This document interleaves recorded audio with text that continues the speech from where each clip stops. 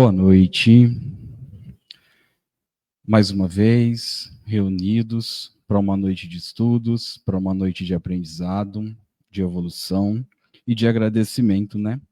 Como é bom estar aqui, participando deste momento, com saúde, tranquilidade, esquecendo os desafios, voltando ao nosso pensamento ao Pai, para que Ele atenda às nossas graças e a dos nossos irmãos, os irmãos de casa, os irmãos desencarnados. Hoje, excepcionalmente, nós teremos o nosso irmão Tiago, dando continuidade ao livro A Gênese, e para isso, faremos a oração que o nosso irmão Jesus, nos deixou, para a abertura dos trabalhos. Pai nosso que estais nos céus, santificado seja o vosso nome, venha a nós o vosso reino, seja feita a vossa vontade, assim na terra como no céu. O pão nosso de cada dia nos dai hoje, perdoai as nossas ofensas, assim como nós perdoamos a quem nos tem ofendido. E não nos deixeis cairmos em tentação, mas livrai-nos, Senhor, de todo mal, agora e para todo sempre, que assim seja.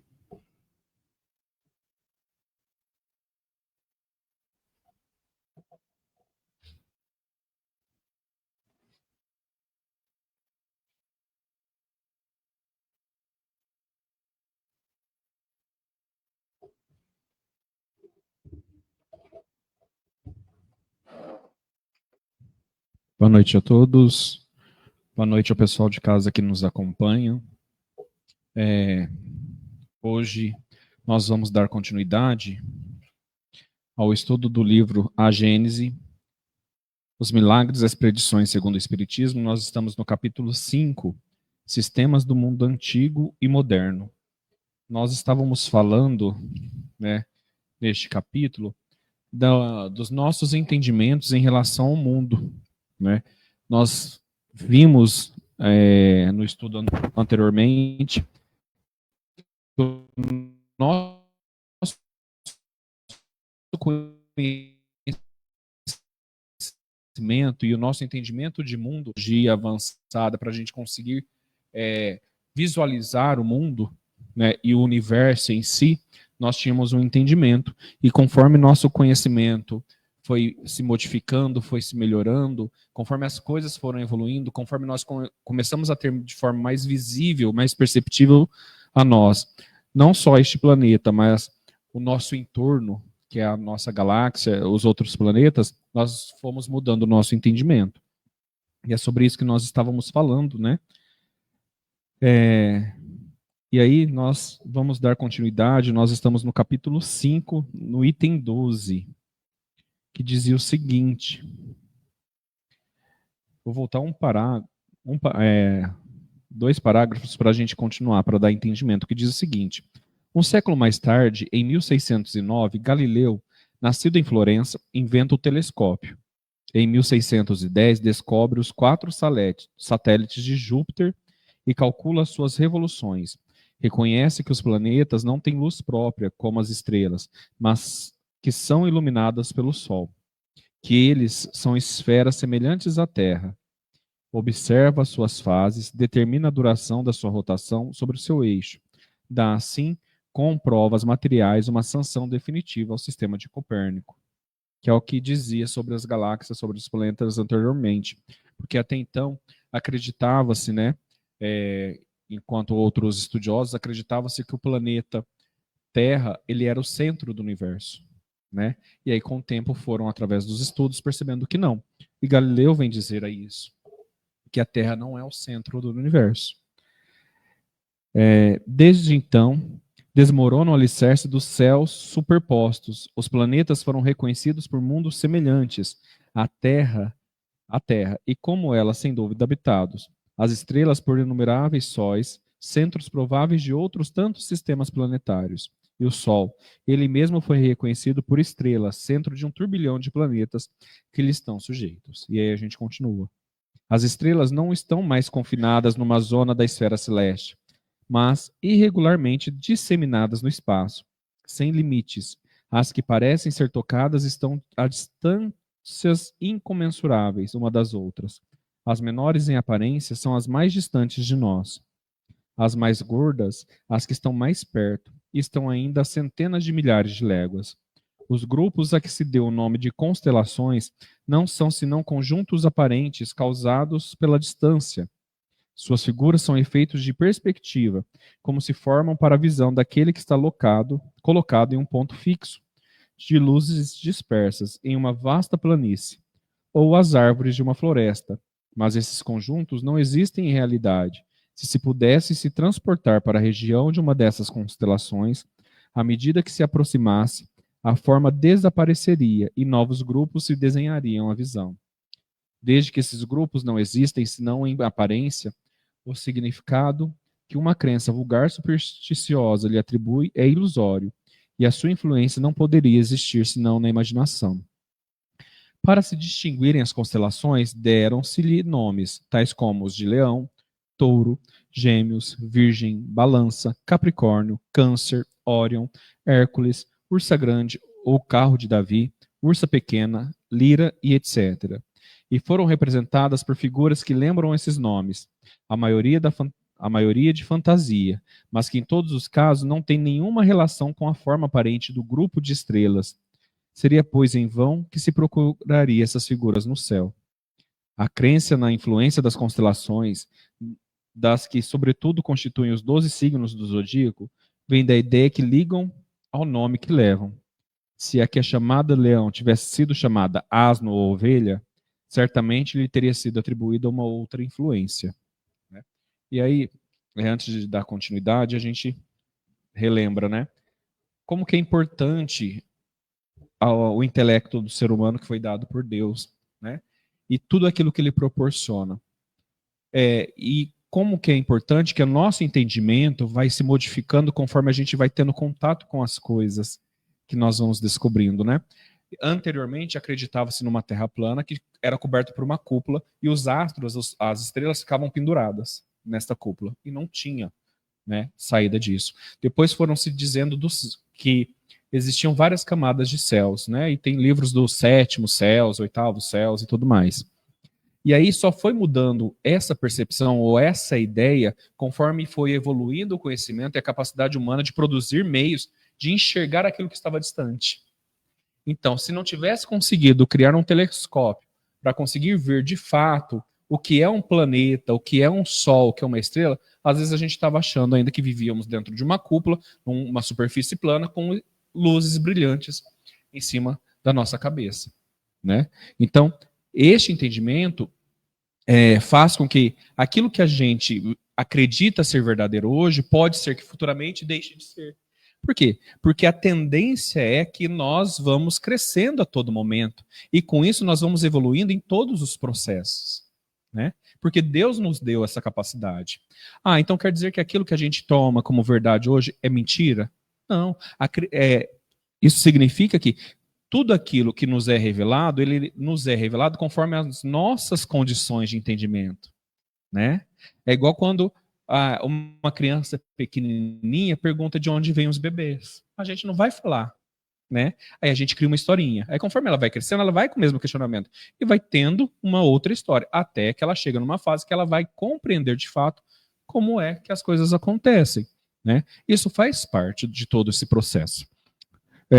E isso precisa ser bem claro para nós, nesse entendimento. E aí hoje nós sabemos que, e isso é muito interessante e muito importante falar, que por mais que a gente veja, que nós vejamos as estrelas lá no céu, que formem as constelações, a nossa impressão, e aqui ele fala de perspectiva, é que estão todas muito perto uma das outras. Mas isso de fato não acontece. E ele fala, nós vemos assim por conta da distância. Porém, se nós chegássemos lá perto, a nossa perspectiva seria outra. Porque nós iríamos ver a verdadeira distância e veríamos outras coisas que a gente não consegue ver daqui, né?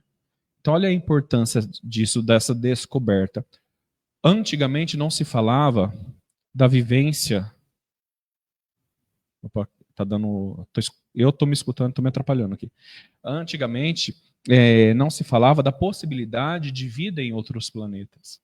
Hoje já se encontra muito outros planetas próximos com a Terra. Aí por que que eles falam que nesses planetas próximos, né, de aparência, com a Terra podem ter vida? Porque eles sabem que na Terra tem vida. Então, acredita-se até esse momento que para ter vida precisa dessas condições a quais nós estamos aqui vivendo.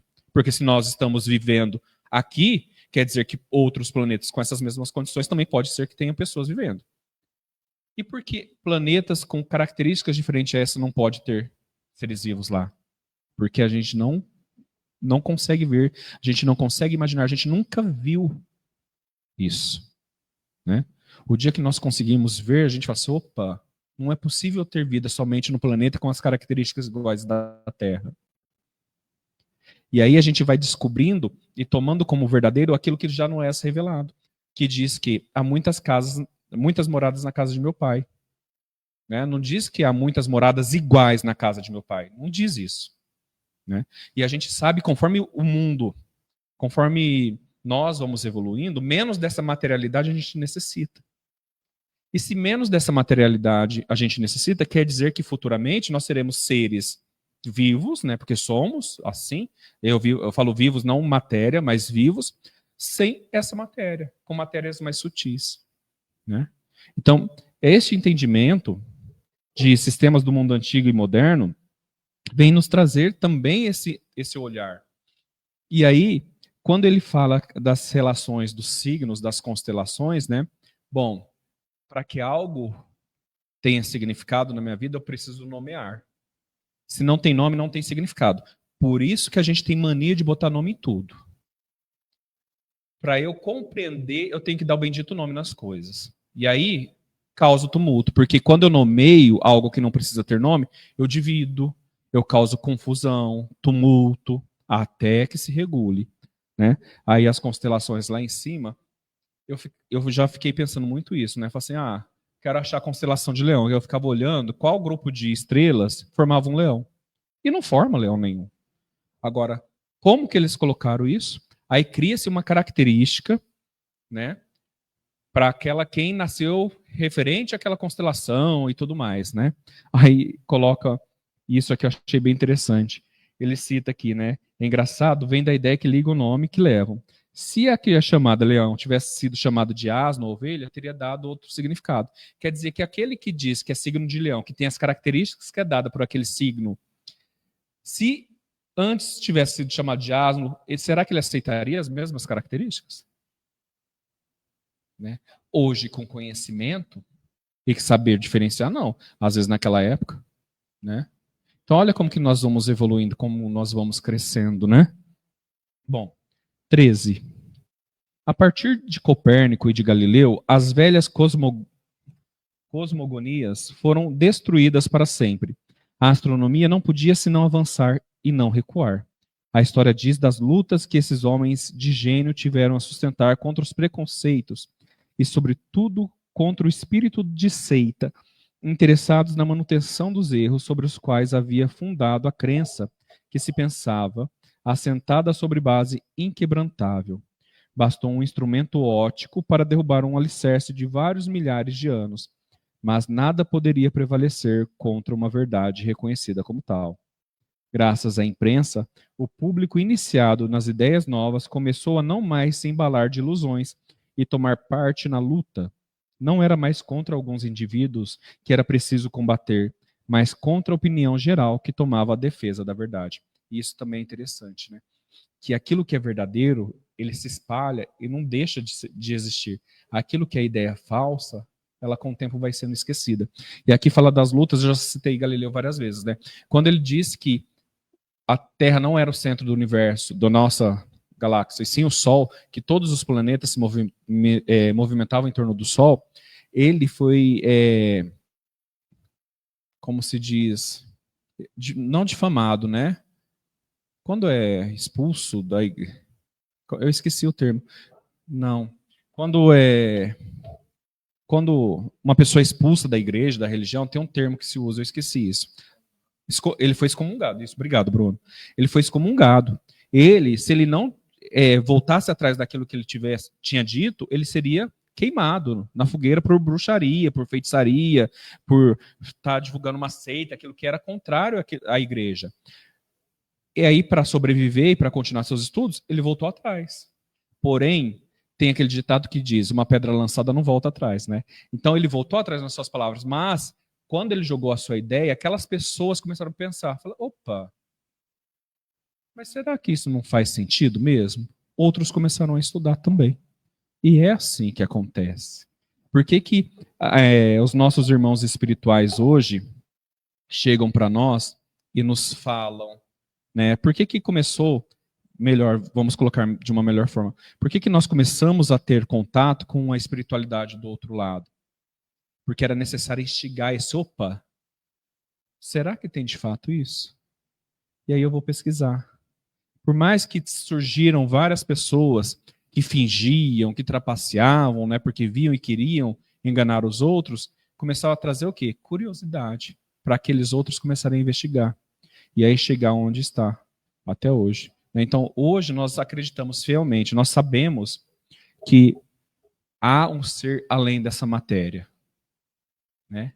Que esse ser, ele prevalece a matéria, ele não deixa de existir quando o corpo deixa de existir, né? E que ele continua sendo um ser inteligente.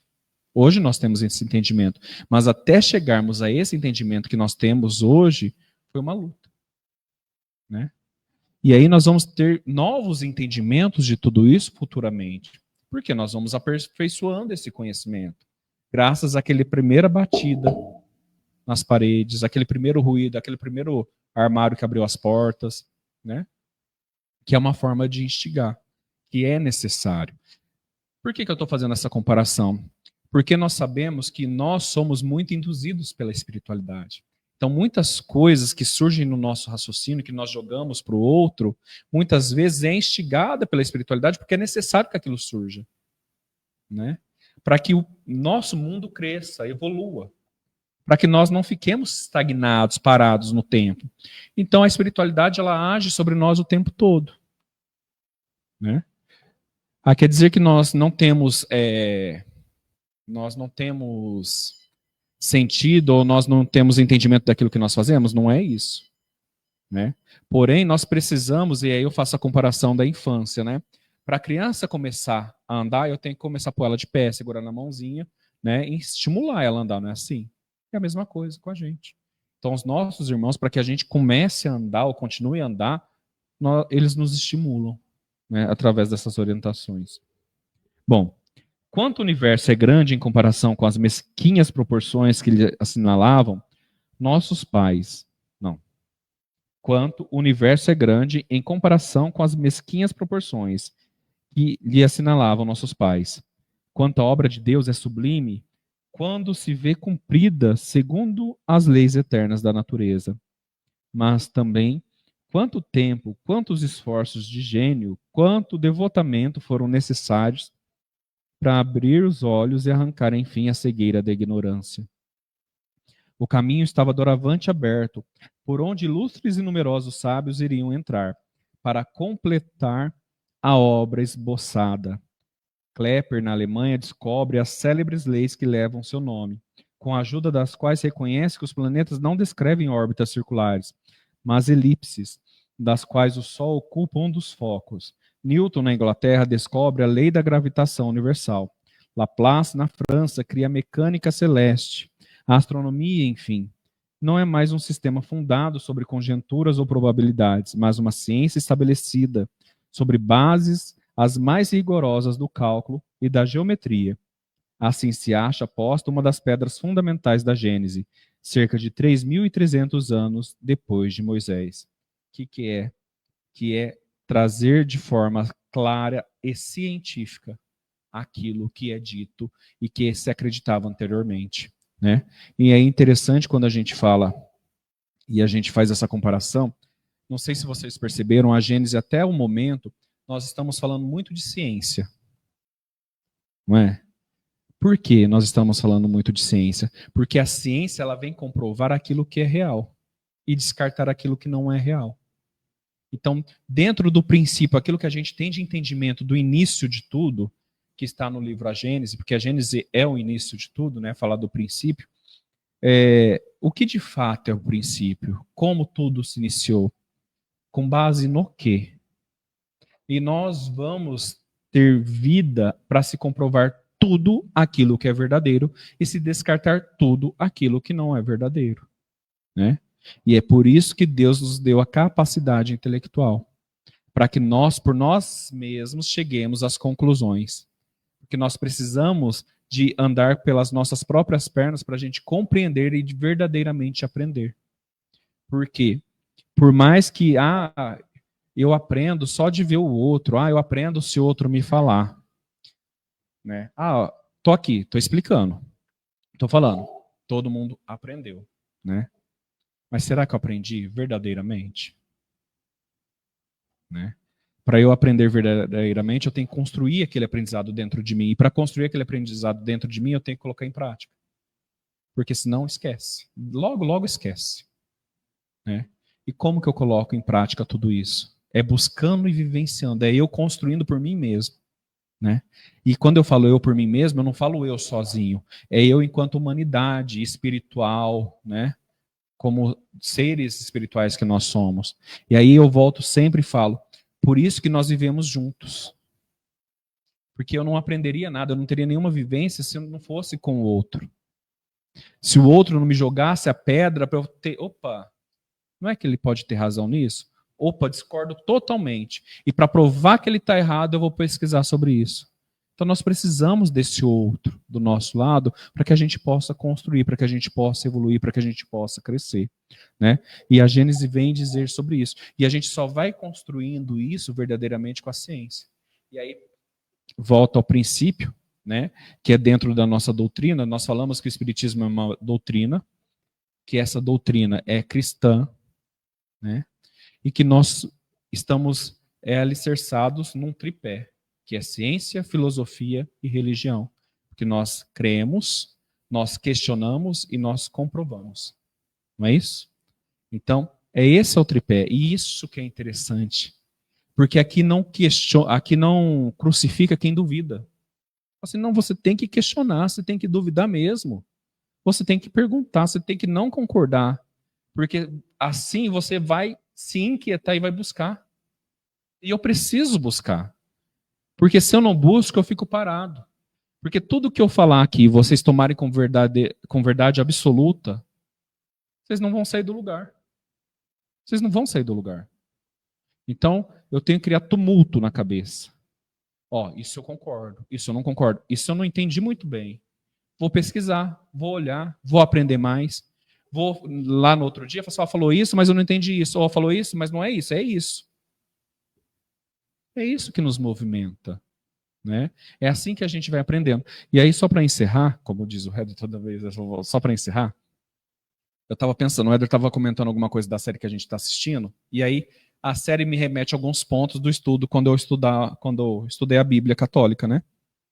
Na minha época de catequese, de crisma e tudo mais. E aí eu penso, por que Jesus escolheu os 12 que ele escolheu? Vocês sabem por quê? Será que eram os mais perfeitos? Tem um povo difícil ali naquele meio, viu? Tem um povo não, né? Tem muito difícil. O Éder ainda falou agora há pouco, assim, tem hora que Jesus fala e fica assim, tipo, não tô entendendo nada que eu tô falando. Era difícil, mas não quer dizer que eles não eram pessoas boas, que queriam algo mais, que buscavam algo mais. Então, Jesus vê além. Jesus ele vai naqueles que precisam dele. E aí olha o exemplo, se ele colocasse os senhores, os doutores da lei lá para seguir e para espalhar sua palavra, não ia ter muito impacto. Ele colocou aquelas pessoas simples, humildes e difíceis que o povo sabia que era. Para mostrar para a gente que nós, difíceis, simples e humildes, também podemos. Né? Que nós não precisamos ter todo o conhecimento, porque eles não tiveram. Nós não precisamos ser perfeito o tempo todo, porque quando Simão virou Pedro, vixe, causou uma inveja, uma ciumeira. Imagina, você seguir um professor, um mestre lá Porque na escola é assim, né? A gente tem as paixonites, quando é pequenininho, ama o professor de paixão. Aí o professor trata o seu coleguinha melhor, né? Você fica com ciúmes. A mesma coisa acontecia, ué. Por que que Simão virou Pedro? Também quero que muda meu nome, ué. Então a gente não tem isso. Quer dizer, mostra a imperfeição que a gente é. Mostra o tanto que a gente precisa crescer. E que isso é importante. Ele não pegou ninguém pronto. Ele pegou aquele que necessitava e estava transformando ele para que chegasse naquilo que precisava para aquele momento. Não saíram perfeitos dali. Não eram todos sem dificuldade, sem mácula, né? Porque eu preciso não ter mácula nenhuma. Imagina, gente. Como? Então eu preciso ter esse entendimento, eu preciso ter esse olhar, eu preciso compreender que, por mais que eu queira ser perfeito, e eu acho que eu sou, eu tenho que saber que eu não sou. Porque é importante. Porque se eu não sou perfeito, eu preciso o quê? Melhorar. E o que faz que eu busque a melhora? Essa imperfeição. Porque se eu sou perfeito, eu fico o quê? Parado. Eu sou perfeito, eu tenho que melhorar o quê? Não preciso fazer nada. Só existir. Aí eu viro o alecrim dourado, que eu falo sempre.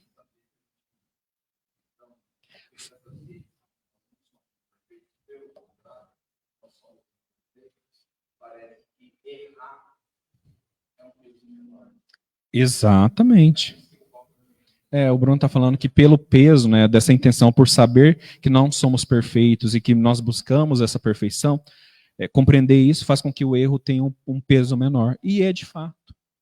Imagine, Maria Madalena, todo mundo sabe, né, da vivência de Maria Madalena, e era seguidora de Jesus.